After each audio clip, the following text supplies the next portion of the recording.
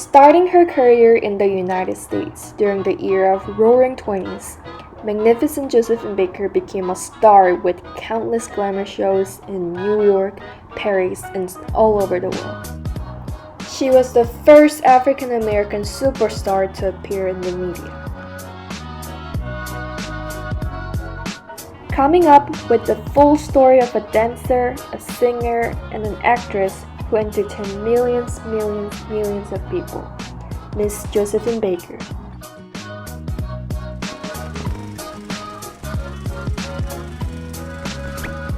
Josephine Baker, born to a poor family in St. Louis in 1906, had a difficult childhood with her father gone. She had to work as a servant to rich white families at the age of 8 to support her families. In the house, employers often mistreated her. So when she was 13, she decided to run away from home. She earned a living through secret corner dancing and working in vaudeville shows. Then Roaring Twenties began when she turned 15. At 15, she moved to New York to become a successful performer. But in Harlem, when she auditioned for the Cicely and Blake stage show Shuffle Along, she was called too ugly, too thin, too dark.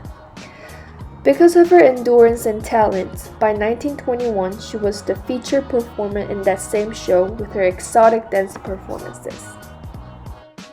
By 1924, Josephine Baker was the highest paid chorus girl in the world, earning $125 a week.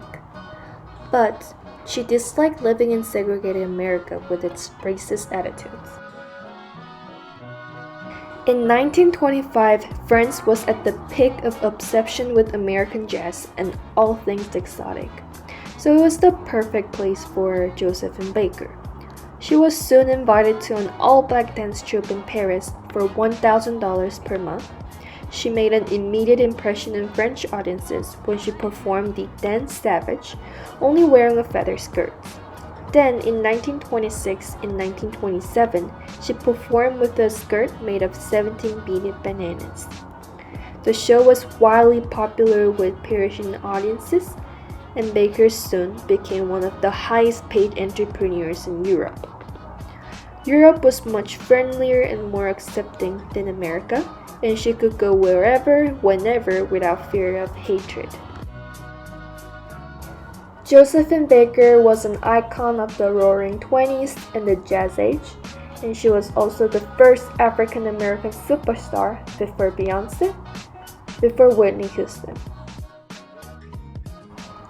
Although the World War II put a halt to her career, she will always be remembered as one of the most famous music hall and variety show performers of the 1920s.